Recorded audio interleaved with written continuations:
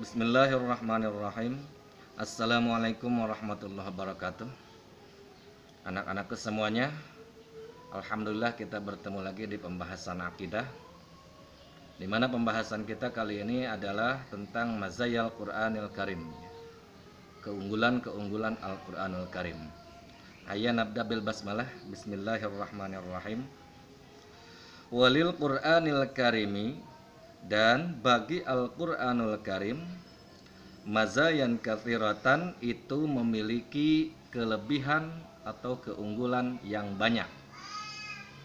Wa khosaiso muta'addidatin, dan memiliki ciri khas yang banyak, ya, beberapa ciri khas. Yan paridu, yang membedakan, biha, dengan itu khosais, ya, dengan itu mazaya, anil kutubis samawiyati, dari kitab-kitab samawi, as-sabiqati, yang terdahulu.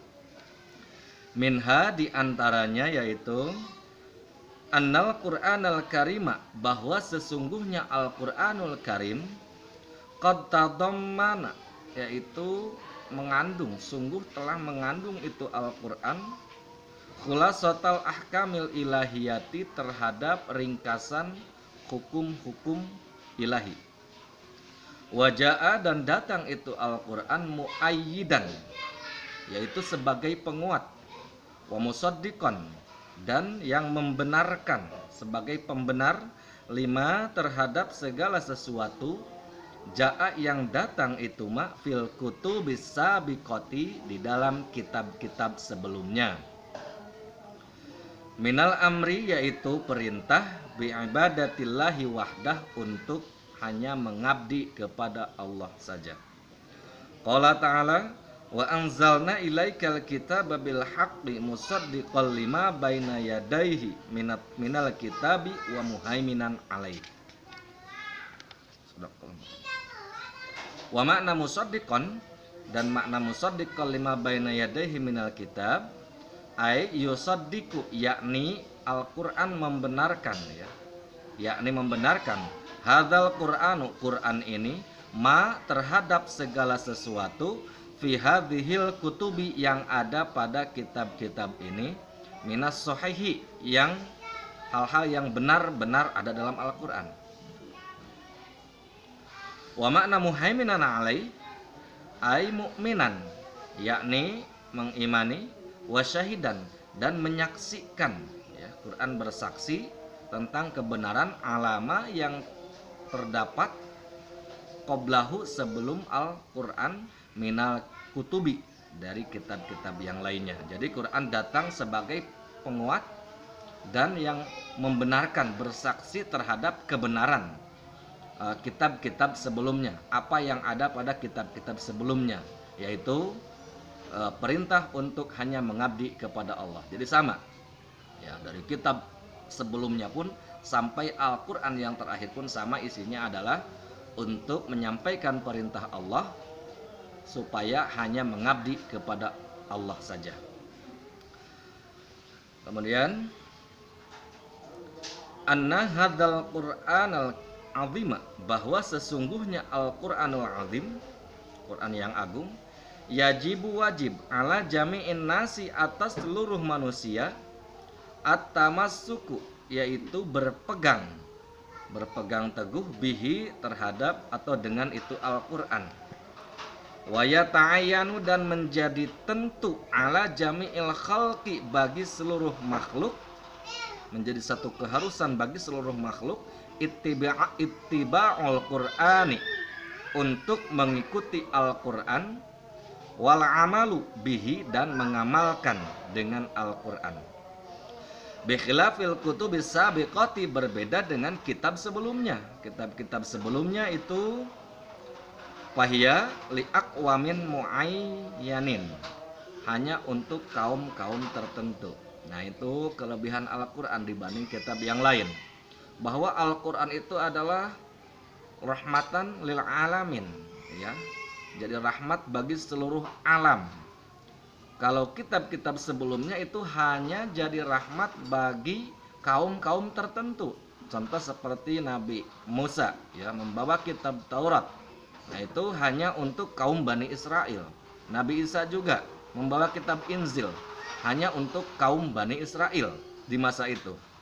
Tapi begitu Al-Quran datang, maka Quran yang mencakup seluruh alam. Dan Quran wajib diikuti oleh seluruh alam. Nah, itulah kelebihan Al-Quran. 3. Ini qala ta'ala wa uhiya ilayya hadzal qur'anu li'unzirakum bihi wa man balag.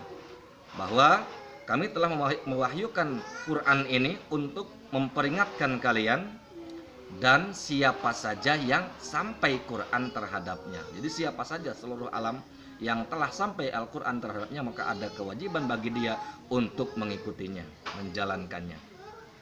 3. Anallaha ta'ala qad takaffala bihifdzil Quran. Anallaha ta'ala, bahwa sungguhnya Allah Ta'ala qad takaffala, sungguh Allah telah menanggung, artinya telah menjamin bihifdzil Qur'ani, untuk menjaga Al-Qur'anul Karim, ya. Falam tamtadu ilaihi yadut tahrib, maka tidak ada yang mampu menjamahnya, ya, tangan-tangan perubah. Artinya tidak ada satu pun tangan perubah yang akan sanggup menjamah Al-Quran, merubah Al-Quran. Kenapa? Karena Al-Quran sudah dijamin oleh Allah untuk dijaga, dijaga oleh Allah. Inna nahnu nazzalna dzikra wa inna lahu lahafizun. Sungguhnya kamilah yang menurunkan az-dzikra dan kamilah yang akan menjaganya. Kemudian selanjutnya wajibuna nahwal Qur'anul Karim. Kewajiban kita terhadap Al-Quranul Karim. Idza arafna ba'dal mazayil 'azimata, ketika kita mengetahui, memahami sebagian kelebihan-kelebihan Al-Quran yang agung, wa khasaisal faridata, dan ciri khas yang mandiri pada Al-Quran, ya lihadzal Qur'anil Karim, bagi Quranul Karim. Fama wajibuna nahwal Quran, maka apa kewajiban kita terhadap Al-Quran? Nah, ini setelah kita mengetahui, memahami kelebihan-kelebihan Al-Quranul Karim, maka apa kewajiban kita? Apa tugas kita? Yajibu alaina, wajib atas kita mahabbatul Quran, untuk mencintai Al-Quran. Wa ta'zimu qadrihi, dan mengagungkan kedudukannya. Wahtiramuhu, dan memuliakannya. Idhuwa, karena itu Al-Quran kalamul khaliq, adalah kalam sang pencipta, azza wa jalla, ya, maha tinggi dan maha agung. Bahwa maka Al-Quran adalah asdaqul kalami, kalam yang paling benar, sebenar-benarnya kalam. Wa afdaluhu, dan kalam yang paling utama. Wa yajibu alaina, dan wajib atas kita tilawatuhu, membacanya, ya, menelaahnya, ya. Wa qiraatuhu, dan membacanya. Wa anna tadabbaro, dan wajib kita bagi kita untuk memikirkan, mentadabbur ayatillahi, terhadap ayat-ayat Al-Qur'an, ayat-ayat Allah, wa suwarihi, dan surah-surahnya. Wa anna tafakkaro, dan wajib bagi kita untuk memikirkan fi mawa'idil Qur'ani, ya, atas tausiah atau arahan-arahan yang terdapat dalam Al-Qur'an, mau'izah, wa akhbarihi, dan berita-berita dari Al-Quran, wa qasasihi, dan kisah-kisah yang terdapat dalam Al-Quran, wajib kita pikirkan, ya. Kemudian wa yajibu alaina itba'u ahkamihi, wajib atas kita juga mengikuti hukum-hukum yang terdapat dalam Al-Quran.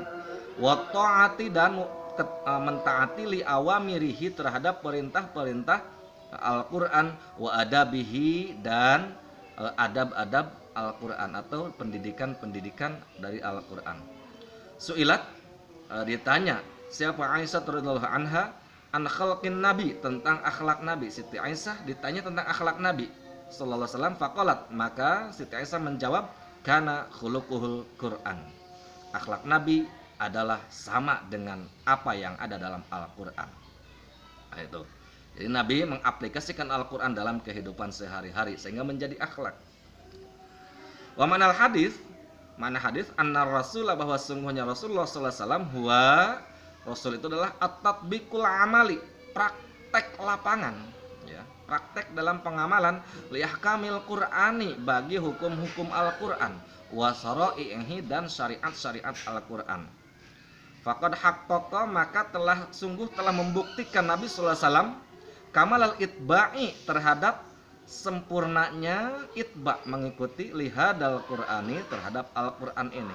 Nabi telah membuktikan pengikutan atau penganutan, ya, atau pelaksanaan yang sempurna terhadap Al-Qur'an.